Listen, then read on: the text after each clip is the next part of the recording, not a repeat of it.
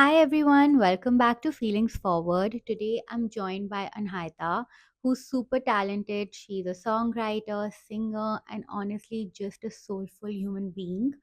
We're going to talk about her mental health journey, how therapy has helped her, and the magic of healing when you show up for yourself. So stay tuned. This conversation is full of heart. Thank To Feelings you. Forward, let's Pleasure to talk. be here. Let's talk Talk finally. finally.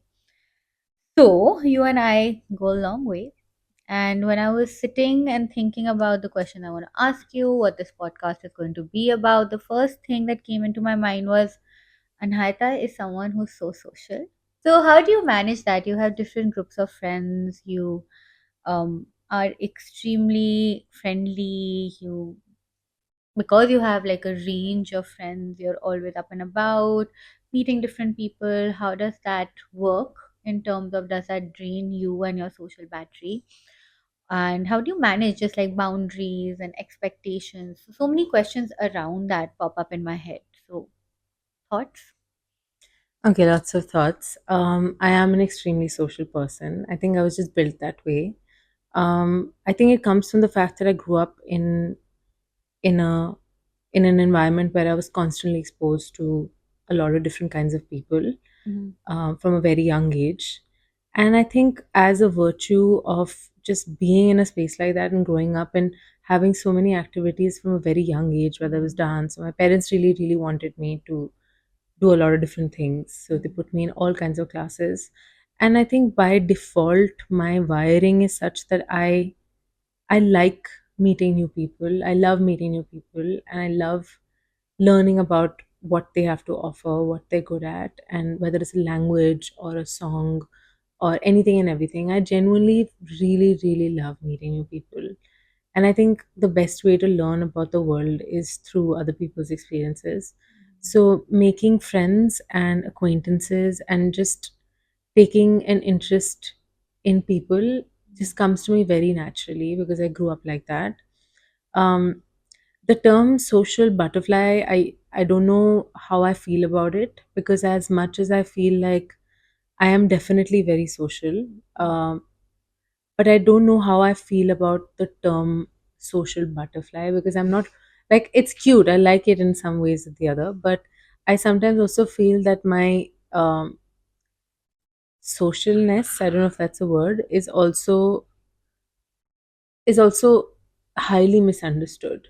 You Mm. know, the kind of people that I have in my life, it's also because I make an effort. It's always mutual. If someone doesn't want to be friends with me, I won't pursue that relationship very naturally. I just feel like some people gravitate towards just collecting a lot of love around them. So I see me having a lot of friends, just having a lot of different experiences. But when it comes to having the weight of those relationships, sometimes it does get heavy to, have to constantly keep on living up to other people's expectations. With time, I may know a lot of people, but I have like 5 to 6 close friends who I know I can count on forever. And I'm very, very blessed that because I made so many friends, now I have like lesser. So I had the opportunity to choose. And with time, also, people get busy with their lives. I've also gotten really, really busy. It's not possible to maintain all the relationships constantly. But I think fundamentally, if you like someone or someone likes you and your company, you want that relationship to work, even if it's the kind of relationship where you don't talk to each other for years. It's just the goodwill that you accumulate over time and the connections you form. And not every person is supposed to be in your life forever, at all times. The dynamics are constantly changing. But I, for some reason, have been lucky enough to cross paths with people who appreciate that time and place of beauty. So even if I call them or they call me after 10 years and like, hey, I'm getting married, I want you to be there. Or hey, I really want to get a coffee and this happened and it rained and I heard this song and I thought about you. I think that's what, if you're authentic and you show up completely, fully, it's very hard not to make friends along the way. But yes, it does get heavy sometimes. And those are the things that I'm also learning to navigate now. I think one of the biggest things that I, over time, have kind of started feeling Mm. um, started feeling a little sad about is that Okay. sometimes I feel like I give in too much also in certain Mm. relationships. And just understanding what my expectations should be from another person is something that I'm learning how to navigate now. My college professor once Yeah. said that don't judge other people on the basis of your commitment to something. Mm. And it made me think. So that is something that I am learning how to do now. That's lovely. Yeah. But let's say people having expectations from you to constantly show up, because you do that for so many of your friends, and that can be exhausting. Let's say you are not having a good mental health day, or there's work, or you have family to look after. How do you are you able to communicate that to your close friends, or do you have trouble or conflicts when that expectation is not met? I think people are, how do I say this? People are products of habits and behavior. And I didn't put it right, but what I'm trying to say is that sometimes when you give so much love to people, and it happens with a lot of caregivers and caretakers also, like say for your mom, for example, your mom or our mom, some of our parents, we're so used to them constantly showing up for us that Mm. the one time that they won't because they're busy with something else or they're just generally tired, we get upset with them. Mhm. And I think that happens, that's applicable to every relationship. Sometimes all of us get so used to a certain person being there in a certain format in our lives, or having the time and space, or the emotional space to be able to hold us in our Mm. times of need, that they forget that even that person is going through something or could possibly struggle with something really big and not be able to show up all the Mm. time. I am learning how to stand up for myself. I'm learning how to not push myself too much when I know I need to prioritize myself in that moment. And these are very small decisions, like, if a friend of mine lives really far away and I have to go to the gym, or to be able to work, to be able to not let them down, or just, it's not even about not letting them, just this feeling that I want to be there to help so badly. I want to be Mm. there in this moment, but I can be here for half an hour, or why Mm. don't we meet somewhere in the middle, not completely abandoning myself to make sure that the other person's okay. I'm not sure where it comes from, but it has been, I have been guilty of abandoning my goals, my discipline, my priorities for sometimes for people around me, sometimes for people I've been very intimately involved with, be it a friendship or romantic relationship. So it's like this feeling of constantly, I think it stems from a place that love should be able to sacrifice, the true love sacrifices, and you give all in. It's almost like prayer and worshiping love in any format. So that is something that doesn't come to me naturally. It doesn't come to me naturally to not abandon myself in that pursuit, Mm. in the pursuit of a relationship of any kind. So that is something that I have to consciously keep on telling myself, no, Anahita, just you have to go to the gym or you have to finish this assignment, because you're going to get tired and your body and your brain is not going to be able to function in the same way. So I think starting with the smaller decisions of showing up for myself in a bigger way, Right. that's something that, and it's really hard, It's hard, yeah. but I'm trying to do that. Or just trying to acknowledge ki it's okay, My true friends will understand that Yeah. I was busy or I was Mm. going through something that was important Mm. to me.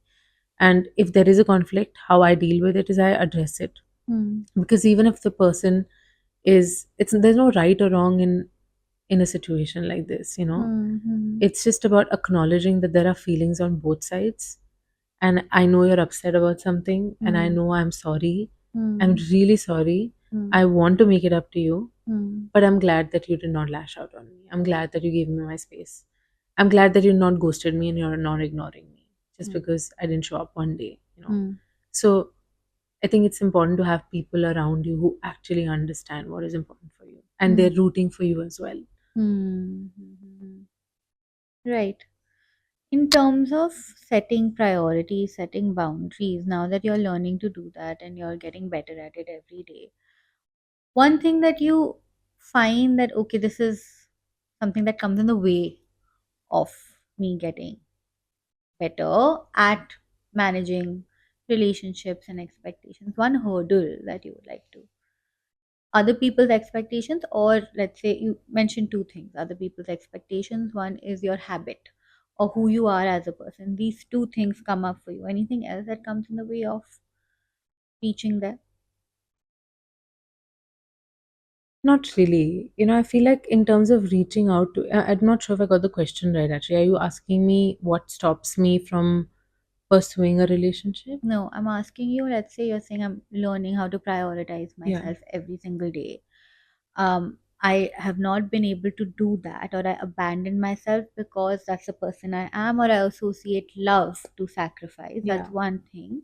And also, people have become used to you showing up for them constantly. So they are also habitual of you, coming and helping them out or listening to them, vent, etc. So these are the two reasons, or there's any other reason that leads to self abandonment?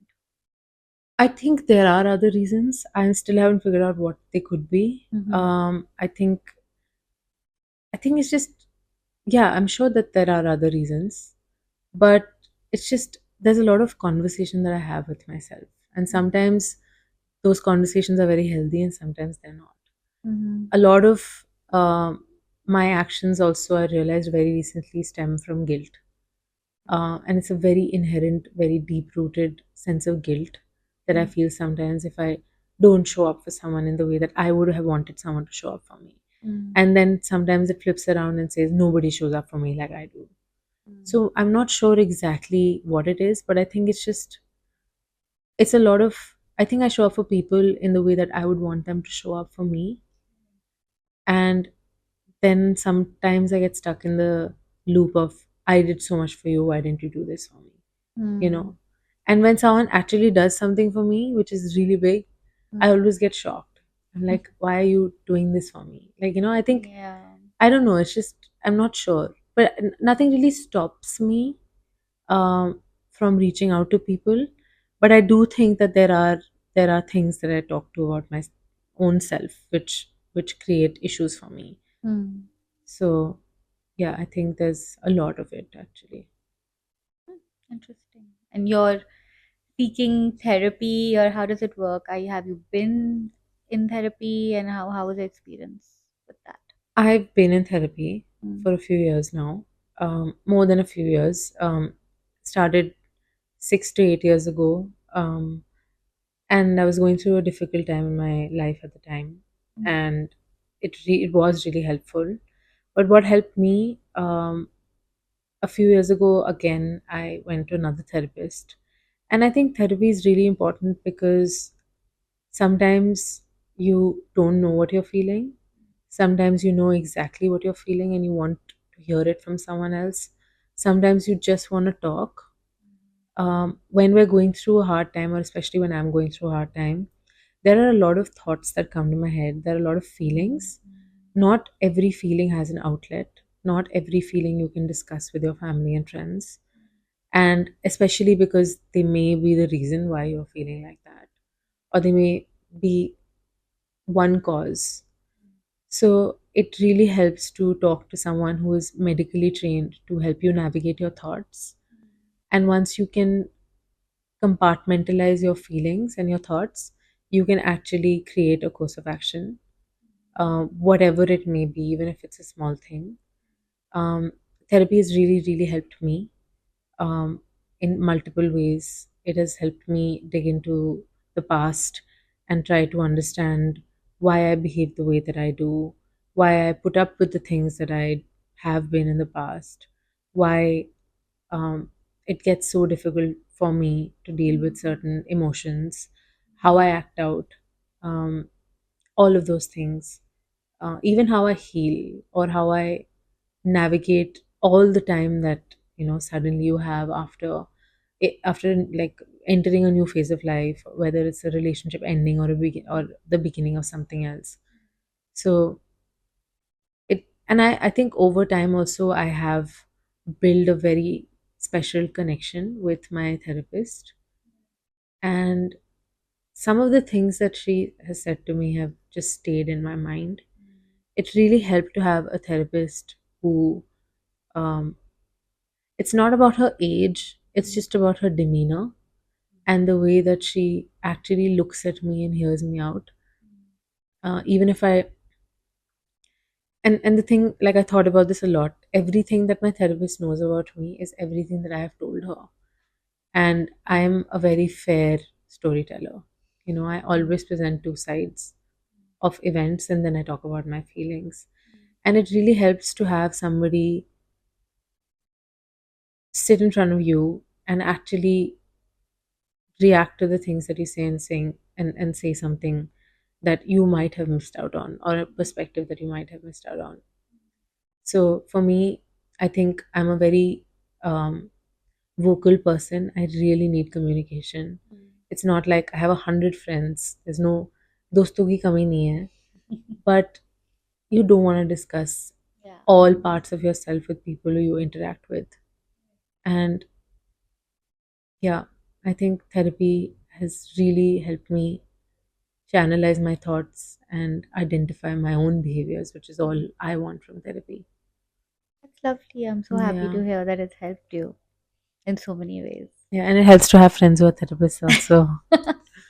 constantly. The question that's coming in my head is also that, let's say, so many of us are married, so many of us or of our friends are getting married. How do you, is there some kind of pressure around that for you? I don't know about pressure. My parents have never pressurized me to do anything outside of my own will. My parents, my family, my world has raised me in a way where I am the only, I am the dictator of my life. And of course, there are, you see people around you. 5 years ago, getting married isn't ever something that I imagined myself as. You have a dream, you think. It was just never in my vision. For some reason, I just never imagined myself as a married girl. Maybe I just couldn't see so far. Maybe it was my short sightedness or whatever. But I would, I believe that I would love to get married if I have a person in my life who I want to see more with, whose face I look at and wonder 20 years down the line or 30 years down the line, I can imagine having a family with this person and creating people who look like the two of us, and just like going for like Sunday hikes and just fun things. I think marriage for me is more about partnership, and ultimately it's about the person that the partner that you choose, and it's actually just you and that person. If you can put up with that person for 24 hours a day, 365 days a year, then I think it's worth giving it a shot. There is definitely a lot of pressure. It's not even like pressure, it's like this collective desire and collective want from the people around me and around girls who are not married till 29, 30. Society doesn't know what to do with women who are not married at 30. What do you do with this girl sitting at home? We all live with our parents at home. Sitting at home doing what? What are you doing at home? There are genuine concerns with regard to the whole that parents have with regard to the whole biological clock and this and that. But whatever said and done, sometimes life doesn't turn out the way that you imagine or people around you would have imagined for whatever reason. And just because it is the right time to get married in terms of my body or my age doesn't necessarily mean that it is the right time for me to get married. And getting married is just it's a social stamp, you know. You're married, you can have sex now openly. You're married, you can close the room if you're you're in a room with a boy, which is your husband. You're married now, you can travel, you know. But it's not for me. I've never thought of marriage like that. I've seen my parents, and for me, marriage means saving up together to buy a house. For me, marriage means having our friends home and hosting a dinner or a potluck. For me, marriage means going to work and deciding who's going to pick up the kids after work or before work. For me, marriage is a lot more. It's about doing our taxes together or learning of planning a family holiday with both our families. I feel like it's more than that. It's about just genuine partnership. But there is pressure. Sometimes I do feel scared I feel, I wonder what my life is going to pan out like. But I think, I mean, some people will say, जो होता है अच्छे के लिए होता है. But I think instead of mourning what I don't have, I do want to celebrate what I have. I have a lot of love in my life. I Yeah. have friends who would take a bullet for me. Mm-hmm. I have the best girlfriends. I have very loving parents, a very, very cute dog, Mm. and I have very special relationships that don't make me feel, that don't let me feel lonely. Mm-hmm. And they're all very different. Mm. So let's see. There are things to think about, there are people to think about, and I'm looking forward to the next phase of my life. This year for me is literally just about observing Mm. and deciding, really deciding what I want for myself. I think that's so important and that's so powerful what you're saying. Like you're thinking about what kind of marriage are you looking for, what partnership means to you, what the concept of marriage means to Yeah. you. And that could be missing for some people, with the pressure, with the societal pressure, parents, pressure from families or people around us. We sometimes feel like, okay, we've turned a certain age and now the next step is to get married. But what kind of married life would you like? What kind of partner would you be, or what kind of partner are you looking for? So, kind of visualizing that for yourself, and of course, that helps find that person or track that person, also gives us clarity because we don't set unrealistic expectations then, because marriage is work. I'm sure it's work. Yeah. But I think I've changed my perspective now. Over Hmm. the course of the last year and a half, too, I think all of us put so much emphasis on finding the right partner, Hmm. but none of us are perfect. For sure. I want to For take sure. this time to actually work on things that I've always wanted to work on, but I couldn't or I didn't because I was Hmm. focusing on other things, Hmm. relationships, people, everything, Right. dealing with situations or uncomfortable situations that were hard on me, and a lot of energy goes from your body and you waste a lot of time just fixing a lot of things. Hmm. Now I want to focus on my health.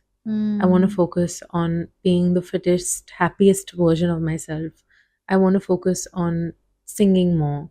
I want to Hmm. focus on new jobs, new Hmm. writing opportunities for me. And actually, till the time I don't feel like I am the best version of myself, and Hmm. now I'm ready to take on more responsibility, I don't think I'll be ready for marriage, because Hmm. marriage means taking responsibility for others as well. And right now, I want to actually take my life back into my hands. Fair enough. When I say marriages work, I don't know if this is something that you've seen, observed, or probably experienced, is that people sometimes misunderstand that and think that we need to overly adjust to be with this person, sacrifice, and how you were also saying about how love is devotion and you need to sacrifice or abandon a certain part of yourself. But when I say it's work, sometimes people associate that with it's a struggle.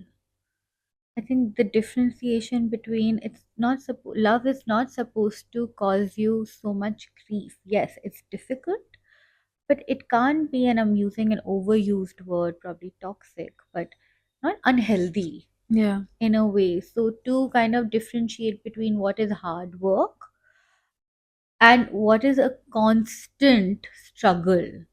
And a lot of young people are unable to differentiate between the two and land up in relationships or partnerships which are probably not the right ones, quote unquote, for them, or bring them more negativity and negative emotions where they lose their individuality or a sense of self just to serve their partners. You feel like the constant definition of work, hard work, and sacrifice, because you that's how you were explaining love, gets mixed up, or has it gotten mixed up for you in the past? It has definitely gotten mixed up for me in the past.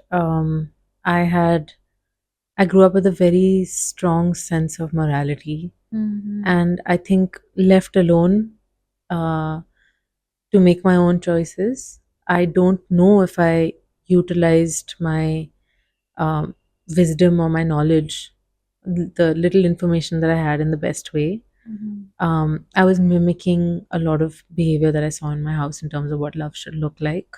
Mm-hmm. Love is devotional. Mm. Love is okay. Love will love you no matter what. Mm. Love will go to sleep after a fight and wake up like nothing happened last night. Right. Or love will forgive. But I think it's more than that. I think it's about, for me now that I've spent the last decade battling and just trying to understand, decode what romantic love looks like, Mm. what I find is that love is easy. Loving Mm. someone is supposed to be easy. It should feel devotional because it's the only way that you can be, Mm. or it should feel accepting. It should not feel like an effort. Mm. Loving someone is very easy. Perhaps marriage is hard, but love is very easy. It's Mm. easy to fall in love with the wrong person. It's Mm. easy to fall in love with the right person. You Mm. don't choose who you love, is what I realized. But you can choose who you spend your life with. Mm. And now I find that I should feel like myself. I should be able to sing a song in front of this person and do 10 jumping jacks and not wonder, or of not be scared of feeling judged. I should be able to post a picture on Instagram without this person thinking or getting insecure. I should be able to go out with my friends and not have to wonder Yeah. what Yeah. he's going to think about me. I should just feel okay. And if it's just okay, all the things that are okay should be okay in the relationship. The Mm. things that are not okay should not be okay at all. But there needs to be a very unsaid easiness between me and my Yeah. partner, and an acceptance. Because Mm. if that's not there, then there's no point, and why am I doing it? There's so many hard things in life, and there are so many mediocre things in life, and I Yeah. don't want my love life to look like that. Should Sure. feel like magic. The word that stood out for me right now was acceptance between two people. Like, there's a tendency, and in relationships also, I feel friendships, any kind of relationships, it's not always going to be a bed of roses, right? But acceptance is very important, that I accept you and you accept me. Of course, not acceptance of unhealthy, toxic behavior, so to speak, but there will be disappointment, there will be frustration, there will be some sort of grief, irritation that you'll feel. There'll be some rupture, and then there'll be repair. And I think that if it comes into a relationship, that rupture bhi ho raha hai, repair bhi ho raha hai, and we're just growing with each other, we're learning about each other, we accept each other like we are. I think that is in my head. I associate that with love. And I think that's actually what it is. It's any It's relationship, any you know. relationship. But I also think that this rupture and this healing, this process, within these ruptures as well, there is a line that should never be Never be crossed. crossed. Yes, And it's an unsaid line. for sure. Once that line is crossed, the pain, the rupture is always bigger on one side. Yes. And then the entire relationship will become about either you fixing something that you have broken, or someone begging you to fix that. What am I saying? Yeah. It's either you will spend your time trying to fix something that you've broken, or beg the other person trying to fix something that they've broken you, Mm. or the other way around. Mm. And if that line is crossed, there is just, it takes a lot, and I don't know how much it is worth it. No, of course, there can't be disrespect, there can't be cheating or lying, all of those moral things that we've spoken about. I think those boundaries have to be intact. When I say Yeah. ruptures, I mean everyday ruptures, Yeah. disagreements, maybe different opinions, and then you discuss it and you negotiate and you talk about it. There's a healthy way of doing things. So you repair it Yeah. and then you move on. And some people also have this idea that, and I've spoken to some of my friends about it, and now that there is a married group and a singles group, not really, but there are some friends who are not seeing anyone or in the process of seeing multiple people.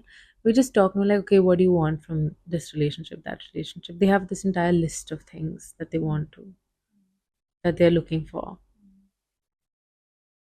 And the thing is that you can't create a human being like that. Mm. You can't create a magic list where this person should look like this, or do this much, or earn this much money. It doesn't work like that. Right. The thought that's coming in my head because something that comes up in therapy as well. Um, there's a list, let's say, of 10 things. There'll be some things that will be negotiables and some things that will be non negotiables for you, and Hmm. whatever that might be. The reason or the purpose behind the list is to understand yourself, at least in therapy. I don't Yeah. know about your friends, what kind of list do they have, but sometimes I do ask my clients to create that list. Reason being is that they don't know what they're looking for, and then they end up dating maybe someone who's not suited for them, or and then when you get into that relationship, you realize that okay, this is, I'm not happy here for whatever reason that might be. And then you come out of that relationship feeling a sense of failure, that, oh God, this relationship failed. And I don't know why my choice is like this, or I don't know why I get all these boys that I don't want, get I attract these kind of boys, like fuck boys, for example, a very common word that is being used. So, and then we make them make this list, and we tell them that okay, there are some negotiables where, because every relationship is adjustment and compromise and all of those, so you will adjust on your negotiables, and there are some non-negotiables, Yeah. and the things that you're looking for, because it'll help you kind of understand or see the gap between what you want versus what you're choosing. So sometimes the gap is really Yeah. big and we don't know what we're looking for. But Niharika, I want to ask you something, okay? And I can only talk in terms of my experiences. Hmm. I don't think you fall in love because you're convinced. I Hmm. think you fall in love because you're compelled. Hmm. And Okay. a lot of times, you have this list of, I want this guy to look like this, or I want my girl to be a gym girl, or I want my girl to have to do yoga twice a week, or to play a sport, or to be this tall. But then you end up falling in love with someone you went to school with. 10 years later, you bumped into them at your yoga class, or Yeah. outside at a cafe outside your yoga class, and you're like, Hmm. okay, I really like talking to this person, and then they get married. Yeah, and So that's I lovely. feel like now I don't know if this whole list thing can ever work on me. I think it's only the practical side of things. Love is also Hmm. emotional. We have to remember it's a feeling, it's an emotion. It like I feel loved, or you feel love for someone. It's not obviously all practical that you make a list and then you go on a hunt and you try to find that person and you fall in love with them. Sometimes you meet a person, they might tick all your boxes and you still might not feel that connection with them, Yeah. and that's fine. That's fine. I think the purpose of the list is only to bring clarity for you in your head. What are you looking for? What are your values? Let's say someone's saying, I want someone to go to for yoga class twice a week, very specific requirement. But what I understand of this person is that they value fitness. So maybe they'll end up with someone, or maybe not, I don't know, with someone who also values fitness. Otherwise, that could, and if it's such a big value, if you're rating it one, like 100 out of 100, and you end up with someone who doesn't value fitness as much as you do, that might be a space of conflict, that Yeah. constant push and pull. So I think the list only serves a practical purpose, but not an emotional one, so to speak. And then you figure out what love is in the emotional space, like connection, attachment, intimacy. These are all emotional words in my head, and all of that comes later. That's step two, and that's how I see it. I don't know if I'm right or wrong, but this is There is no right or wrong yeah, this is here. my opinion. I feel like I see it like that, and people might agree, people might disagree, and that's completely okay. But I think I see it like that. I start with like being practical, and then sometimes, and there have been moments in everybody's life I feel practicality has gone out of the window. Really? Yeah, for sure. And you've fallen in love with someone who's wrong in terms of your list is not matched, Yeah. and you know this might not end up in the way you would like it to be, but you've fallen in love with them. And what does one do? Nothing. That's life. Love doesn't come with any disclaimer, I feel. Hmm. So it's complex. It's actually easier said than done, and there are always different factors as practical, emotional, spiritual, values. There's so many things, your goals, who you are, that I don't think when people say I'm not finding the right person, or I don't know if people will like me or whatever, those doubts come into the picture. I think it's so much more deeper than that. Yeah. It's more complex. And maybe the older generation, sometimes I hear some people say that इसको तो लड़का ही नहीं मिल रहा, इसको तो लड़की ही नहीं मिल रही, इसकी तो शादी ही नहीं हो रही.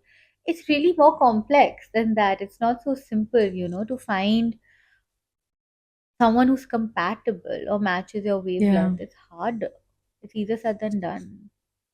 And like I said earlier, I feel like people pay more attention to finding someone for them as Mm. opposed to finding themselves. Correct, exactly. And if you don't know yourself well enough, Absolutely. you're gonna end up in a lot of issues in your relationship if you don't, if you're not in touch with yourself, or at least you know what you like and what you don't like. Absolutely. And we're all, I feel like, at least I can talk about myself, I think I'm too old to be taking risks with my life at this point. Hmm. And whenever I decide, whatever I decide, I know that I will make the right decision. Because, and it may not be the right decision in the public eye, Hmm. but for myself, it is the right decision. Mm-hmm. And I think I would have reached a point in my life, and I'm getting there. I know I've done a lot of work to understand myself. And sometimes what is good for you may not be good for you in the eyes of people you love. But Mm-hmm. you have to make a decision about Yes. your life. And Absolutely. your decision matters the most because it's your life. Nobody's going to sleep with you in your thoughts. You're sleeping alone unless you're sleeping with your partner. It's Yeah, just, no, you're living that yeah. experience. Nobody's gonna come and live it on your behalf. So Yeah, I you're the agree. best person to decide, for sure. Yeah. And agency is important. You have to be, and I keep saying this, and I said it in a earlier podcast also, where we have to be active participants in our own stories. So to be active participants, we need to know ourselves and make our choices ourselves. Nobody can decide on our behalf. Yeah. Yeah, of course, advice, and we can sit and discuss, and you know, friends, family, they mean well, and they'll say things, and you'll sit with those thoughts. But end of the day, you have to come to that decision yourself. Yeah. That's very, very important. Because I have the privilege of knowing you for how many years now? 23 years. 23 years. 23 years? Wow. Yeah. 23 years. Oh my god. Yeah, that's a long time. So I know that, and not just you, but generally people also, all of us, right? We change and we evolve and we grow, and things that we valued growing up, those things change and we value something else, etc. Right? So, and because I know you and I've seen your journey, I also know that there's some sort of transformation and you're at crossroads. Um, do you want to talk about that? Do you want to tell me or tell our audience what kind of crossroads are you at, and what does that transformation feel like? Where are you coming from and where are you headed? Okay. Um, I guess I'm at a point where I'm at a very crucial point in my own life right now. Hmm. I am very blessed. All the good and bad things that have happened in my life so far, be it the ending of a relationship or new opportunities through work, or even just growing older, losing people you love, uh, grandparents, relationships, Mm. dogs, just changes, moving back to Delhi from Bombay. Um, I feel like I've lived a very whole life. I've lived the spectrum of emotions from highs and lows. And now I've come to a point where every decision I make comes from a place of understanding and knowing. Mm. I don't think that I had the privilege of knowing before.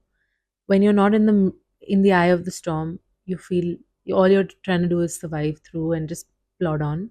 Mm. But now I think I've had my fair share of experiences and I've learned from them. Some I haven't learned from, but I now know that I feel more aware and alive. Mhm. And I think that awareness is also very rare. Some people live their lives without knowing what they're getting into. They're just going with it or just Mm. flowing. But now I'm excited about making informed decisions about my life, be it a new work opportunity, which I'm Mm. very excited about. My identity through the course, my self image through the course of the last 10 to 15 years has drastically changed. In school, it was, oh, I'm a deputy prefect, you know, Right. or in college, I'm like, now I'm a part of Musoc. Or Mm. in Bombay, now I live in Bombay and I work at an ad agency. Mm. And a lot of times people associate their identity with the work that they do. But Mm. I don't think that my identity is only, at least my self image, is only what I see in the mirror. Mm. It is actually just half a reflection of what I am. I have so much, I've collected so many good things over the past 10 years. And Yeah. now I'm excited about putting all that knowledge to use and actually all the good things and the accomplishments. I want to move on to the next phase. It's like a promotion that I've given myself. I'm Yeah. promoting myself to my version of myself in my 30s, and I'm excited and scared also a little bit. But I'm excited about the decisions that the 30-year-old girl is going to make now. I love that. I love Yeah. the whole I'm giving myself a Yeah. I'm promotion. giving myself a promotion. That like nobody has to give it to you. You're giving it to yourself, and Yeah. I'm that's giving it to that's myself. lovely. And one thing I do want to say, I feel very proud of myself despite all my circumstances. Mm-hmm. I know that I'm an extremely emotional person, and earlier it used to bother me, but I feel like my feelings and my emotions are my biggest strength. I can connect with people because I'm emotional. I can connect with people because I'm safe to talk to. I trust myself. I trust myself to keep someone's secret. I trust myself to learn something that I don't know how to do just so that I can get better. I trust myself to care for something, like be it a puppy or a person. And I trust myself to make myself laugh when no one else is. Yeah. And I'm really, really excited about whoever is going to enter my life in my 30s is going to be so lucky because I rock. You Yeah, do, and I keep telling you this all the time. You I really rock. do. And I'm so happy to kind of hear you say this because I think people associate emotions or emotionality or being sensitive and just a soft person with weakness. Yeah. And like you said, it's your strength. And that's great because feeling your feelings and expressing your emotions is not a sign of weakness at all. And I say this all the time in therapy, and it's very important for your mental health actually to be in touch with all the different emotions. We are human beings, end of the day, right? We feel multiple things in one single day, and to be able to sit with them, to express them, is takes a lot of guts and awareness. Also, I think people associate that with, oh, I'm being too sensitive, or I'm being. And when someone comes and says, when even during conflicts, when someone comes and tells me, even clients in therapy saying, oh Niharika, we're upset with you, for example, and I'm like, wow, this person has the courage to bring a negative emotion into therapy and tell me something that I know wasn't easy for them to do, right? And even a friend, when they say, okay, you said this and it upset me, or my mom telling me that, I feel a lot of appreciation because I know how hard that can be. And when you express a negative emotion, and sometimes, and because I struggle with that myself sometimes, when I'm upset with someone, I'm not able to tell them to their face. And when people do that, I admire it. I'm like, wow, I wish I could do it like the way you're doing it, because I know it's hard.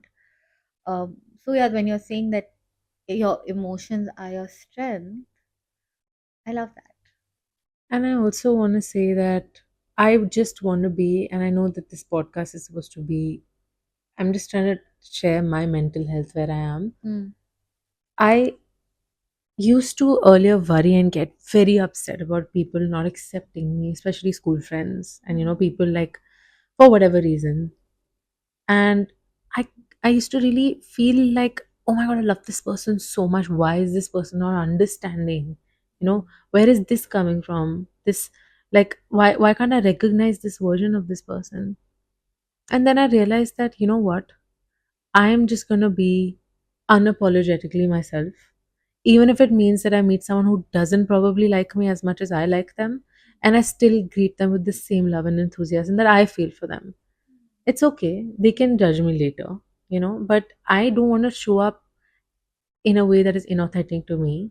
If I see someone I recognize and I actually genuinely feel the urge to go and give them a tight hug, if it's not non-consensual, obviously I won't.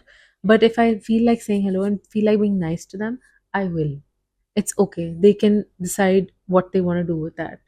It's not my problem. Whether they like me or not is their problem. If I don't have a problem with you and I see you after 10 years, I'm going to go and give you the tightest hug and say hi to you and ask about your life. And I think I just want to be more fearless now. I just want to be more fearless and more unapologetic about who I am inherently, because I can't change so much anymore. And I don't want to do something that's going to make me feel bad about myself. Yeah, that makes sense because I think, and correct me if I'm wrong, I'm talking on your behalf. It could be because you've accepted yourself the way you are and you actually like that about yourself, that you can show up Yeah. and be authentic. And Yeah. that comes that confidence to be comfortable in your own skin. That's where this behavior is coming from. That, okay, I'm going to go say hi. And if you have a problem, too bad. But this is what's coming organically, naturally to me, and this is who I am, and my behavior is a reflection of my personality and who I am as a person, right? So I think it's that, and that also takes work. And I think with time, also, by the time you're at this phase of life, you also realize what you are as opposed to who you are. I know my value doesn't lie completely in how I look. How I look is how I present myself to the world. And yes, I like to be well groomed now more than ever. But I also think that my value lies in the amount of time I've spent with myself. Mm, The value that I've built, be it in the form of relationships or skill or mm, talent, I know that my value isn't just how I look.